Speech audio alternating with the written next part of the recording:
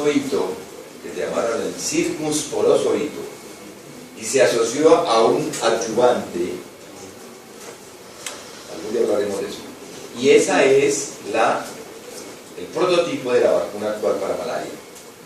Una proteína derivada del esporozoito llamada circunsporozoito, proteína S, con un adyuvante similar al que tiene la vacuna del papiloma. Y esa es la vacuna actual, no la que trabajó el profe Patarroyo, sino la vacuna actual de malaria. ¿Alguna pregunta sobre el ciclo? Es supremamente sencillo. Es decir, dos fases, esta asexuada, esta sexual, comparten el momento en que me pica a mí con el esporozoito. La fase tisular es la que se desarrolla en el hígado, la fase periférica es la que se desarrolla en el eritrocito. La clínica depende de cuándo se rompe el eritrocito o cuándo se libera el hígado. La clave de la patogenia está en el daño que produzca en el eritrocito una vez se libere el esquema. Con que tengan eso es lo clave. Preguntas. ¿De qué depende entonces la gravedad de la malaria? Primero, de la especie del plasmodium, de la densidad parasitaria, o sea, de la parasitemia y del grado de inmunidad del huésped. Miren, hay pacientes que han vivido, por supuesto, toda la vida. Voy a hablar de lo que yo conocí en Puerto Carreño, que nunca les da malaria, entre comillas, o les da de una manera muy atenuada. Se vuelven como relativamente no inmunes, sino tolerantes. El eritrocito de alguna manera no deja que se invada mucho.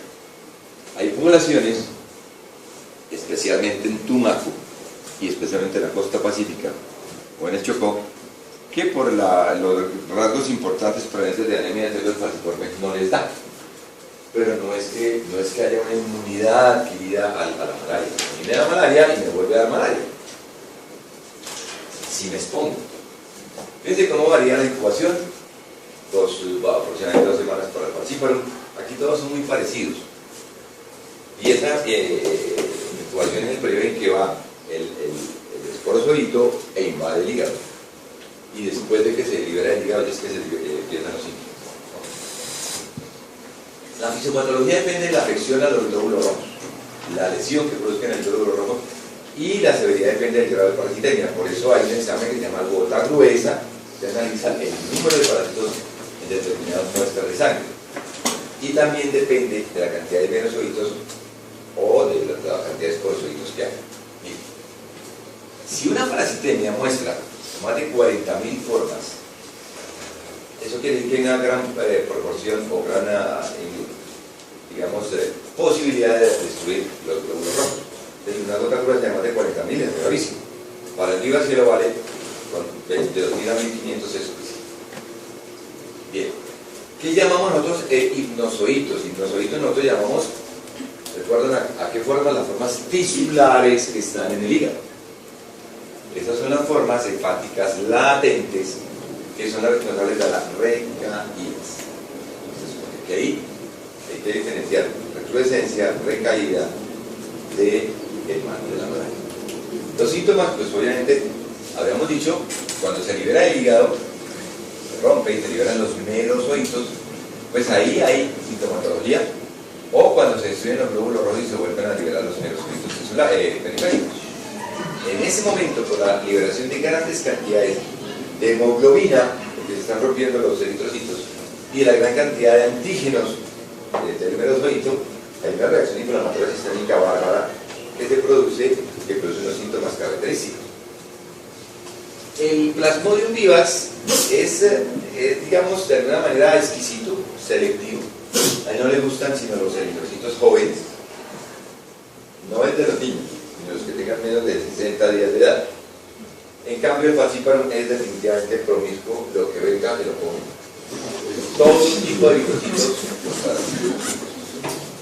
Por eso además es mucho más rápido. Entonces ahora sí, los cambios fisiopatológicos es lo que les interesa a ustedes y que explica por qué una malaria complicada, una malaria cerebral, es similar en todo a una meningitis. Y por qué produce los fenómenos de membrana tan importantes que pasan. Primero, hagan de cuenta que un eritrocito es una dona. pero no esas roscas con chocolate, sino una dona completa. Lo que hace el Plasmodium es hacer perder la elasticidad. Recuerden que para pasar por capilares tiene una elasticidad para pasar por ahí. Pues bien, los plasmodios hacen que se pierda la elasticidad y entonces el eritrocito no pasa fácilmente a través de los capilares pequeños. ¿Eso qué genera? Fenómenos oclusivos, por una parte. Por otro lado, la dona que ustedes tienen ya se cubrió de chocolate. Y si pego una dona de chocolate con otra dona de chocolate, me queda un masacote de chocolate. Eso es lo que hace el eritrocito, porque devuelve citoadhesivo y hace que se pegue al endotelio. Al pegarse al endotelio, ¿qué es lo que hace? Forma tumultos, cúmulos de eritrocitos que van a alterar el endotelio y van a activar fenómenos trombóticos, activan el fibrinógeno, activan factores plaquetarios importantes y van a generar problemas vasculares importantísimos. Pero no solamente se vuelven tiesos, se vuelven pegajosos, sino que se rompen con mucha fragilidad. De modo que hay aumento en la fragilidad de los eritrocitos y eso genera hemolisis. Entonces uno de los síntomas más importantes del paciente con malaria es la anemia severa, con ictericia. Y obviamente, si todo esto ocurre a nivel de membrana, pues la capacidad de captación del eritrocito al oxígeno o al CO2 se altera y por tanto disminuye el transporte de oxígeno y eso lleva a hipoxia o a anoxia tisular.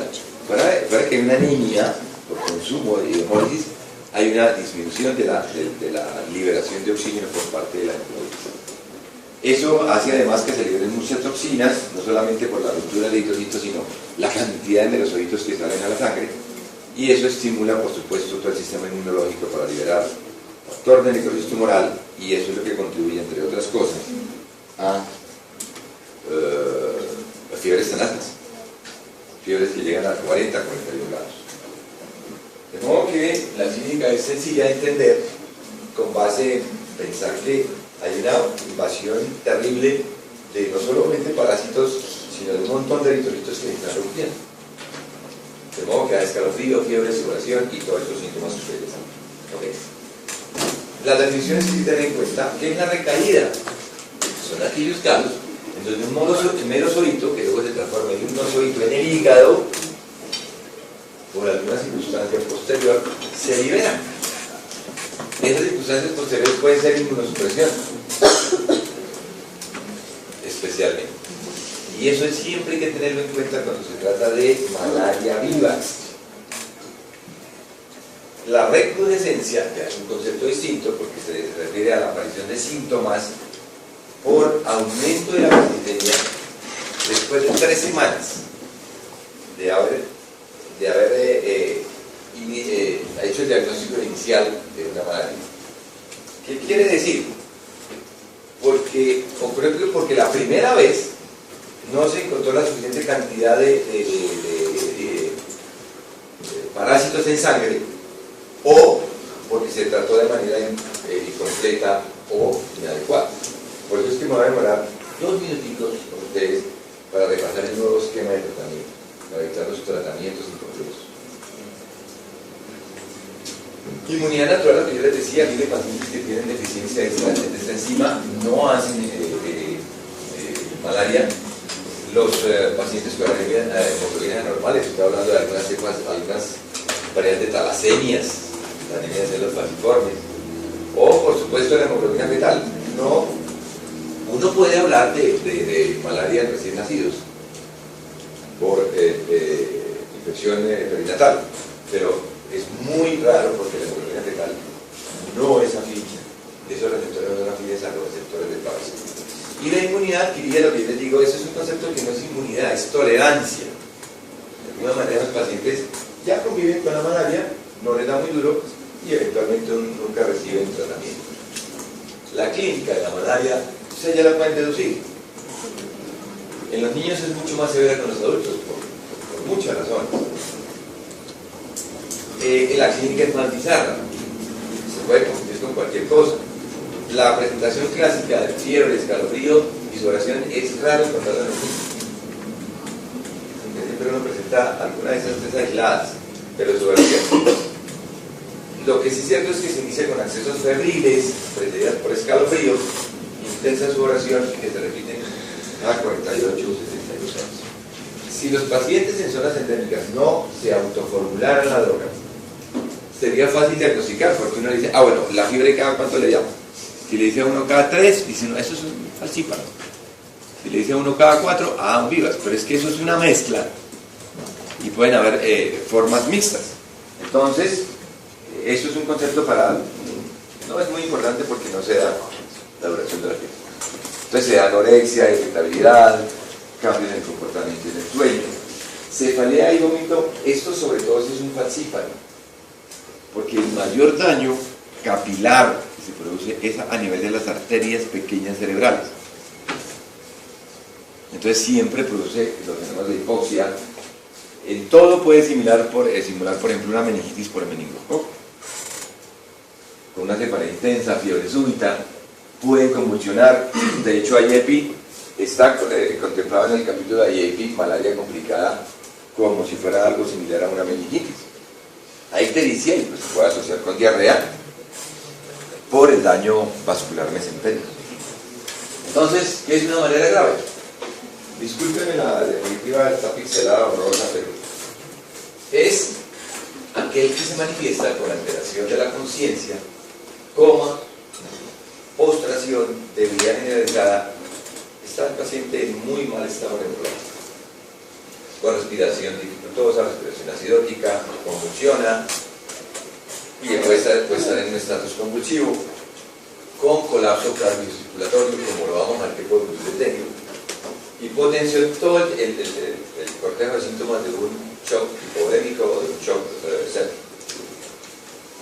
Las complicaciones pues ya lo saben, pues es obvio, pónganse a pensar el fenómeno cardiovascular, y si hay un riñón, pues pónganle ahí falla renal y todo lo demás. Y se le digo, donde quiera que ocurra el fenómeno, ahí está la complicación. Lo más importante, las más importantes a tener en cuenta son las hepáticas, la renal y en ocasiones la pulmonar. Bien. Las complicaciones más frecuentes e importantes se dan por falsíparo y son malaria cerebral y anemia cerebrística. Cuando uno le habla de malaria, uno cree que estas son imágenes de Somalia, Burkina Faso, y son para ir a cualquier hospital de Chocó, de Cauca, desafortunadamente. La malaria cerebral se puede dar en niños que nunca han contado contacto con el parásito. Y miren, todo este cortejo de síntomas ustedes ya lo pueden derivar, deducir de compromiso neurológico. Tiene una característica, así como seguramente ustedes ya hablaron de tuberculosis, cuando hablaban de meningitis tuberculosa, la tuberculosis tiene una especial afinidad por el ángulo ponto-mesencefálico, por tanto afecta a casi todos los pares, tercero, cuarto, sexto. Y esto pasa también con la malaria, con el falsíparo, afecta el séptimo, el sexto. Puede ocurrir con la clínica que da el compromiso de sus pares. Muy bien. Cuando uno hace la punción lumbar, encuentra leve pilositosis y proteinorraquia no muy elevada, con células que pueden ser absolutamente normales. Y entonces dice, no, eso es un virus. Pero entonces hay que hacer el diagnóstico. Los criterios clínicos para el diagnóstico son muy importantes si es historia de episodio palúdico en el último mes, pero no descarten el hecho de que haya tenido exposición aún 2 años antes. Fiebre en cuadro reciente, paroxismo de escalofrío intenso, fiebre muy alta, fiebre y sudoración, cefalea y todos los demás síntomas. Fíjense que eso le puede dar cualquier enfermedad grave y por eso decidimos revisar en estas 2 horas estas 4 enfermedades que en eso comparten mucha sintomatología. Hasta ahora pueden decir que es un dengue, ¿por qué no?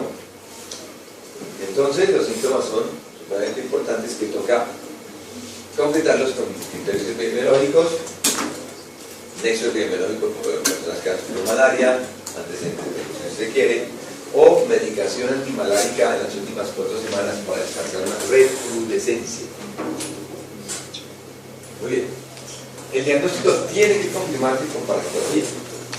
Y aquí es donde yo los invito a que ustedes se den una vueltita por el laboratorio y le digan a la laboratoria, enséñeme cómo es la cosa. ¿Qué es un anulocito? ¿Qué es un inosorito? ¿Qué es un alosorito? Y un botadito. Y apréndanlo. Yo espero que muchos de ustedes, bueno, ya no es el momento, pero ojalá pudieran irse a hacer zonas rurales. Las cosas han cambiado, pero sería bueno que dieran un paseíto por el país. Entonces, el diagnóstico es la microscopia. Por excelencia, la gota gruesa o el estudio de sangre reglamento. Ahí se van a identificar todas las formas parasitarias o el estadio de las formas parasitarias. A uno como médico le dice, eso que se encarga la bacterióloga, pero es que miren, muchachos, créanme, a veces uno se va a trabajar lejos, a uno le toca hacer todo eso.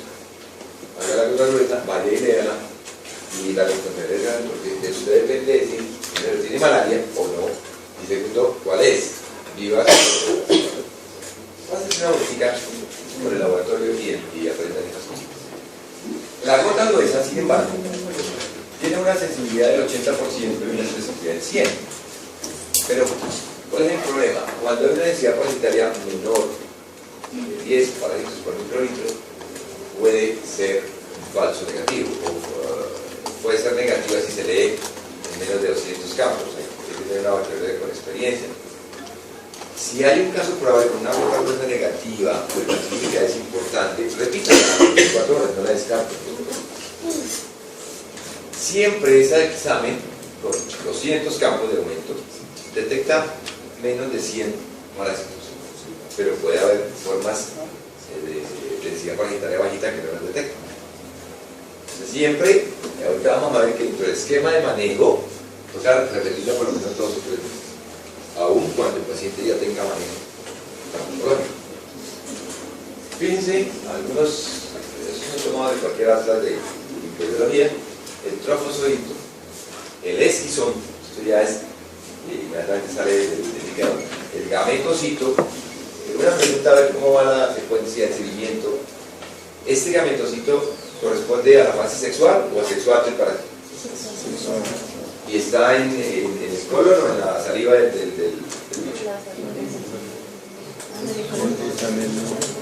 ¿Dónde? En la sangre. En la sangre. El que está en la saliva del bicho es el esporozoito. El gametocito es el que está en la sangre. Es el que va a chupar la bendita zancuda. Los trofozoitos del viral superficie. Después de entrar en detalle, ustedes los que quieran ampliar el tema de cómo se deja cada uno al doctor. Sin embargo, por la, digamos, variabilidad en la interpretación de la gota gruesa, depende mucho de la bacterióloga de la persona que lo haga. Hay test mucho más específicos que detectan antígenos en cantidades pequeñas y son fundamentalmente sus pruebas rápidas. Son ensayos cromatográficos de anticuerpos monoclonales. ¿Ustedes saben en qué consiste un Western blot para SIDA? Se tiene un set de antígenos impregnados en un papel o de anticuerpos y al estar en contacto con el antígeno de la sangre que está se tiñen o emiten un color determinado. Es lo mismo para malaria. Es una tira con las principales proteínas de membrana del bicho que reaccionan como anticuerpos, como antígenos en presencia del anticuerpo del antígeno que es el parásito. Es decir, hace una reacción antígeno-anticuerpo cuando lo hay. Ya vamos a ver el papel que es eso.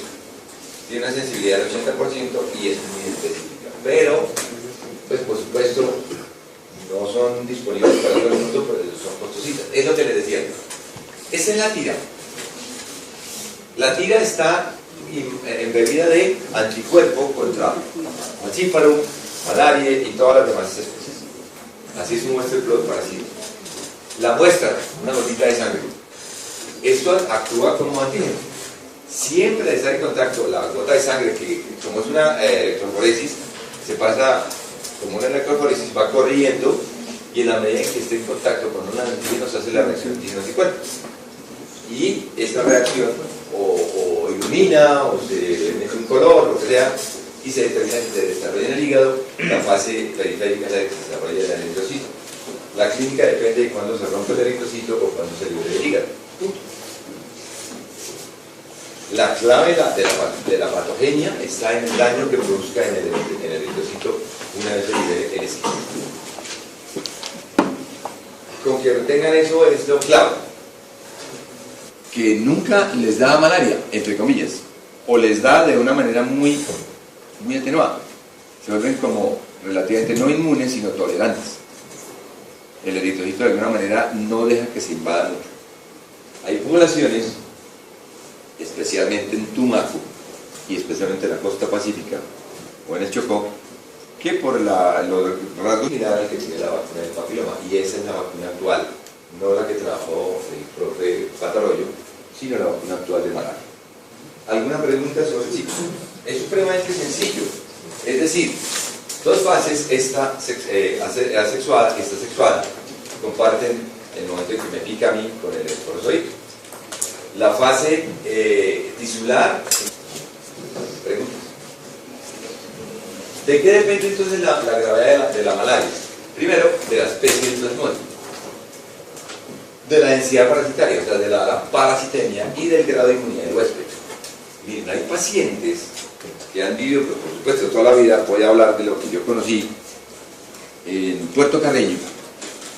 Un porozoito que se llamaron el Circus porozoito y se asoció a un adyuvante. Algún día hablaremos de eso. Y esa es el prototipo de la vacuna actual para malaria. Una proteína derivada del esporozoito llamada Circus porozoito, proteína S, con un adyuvante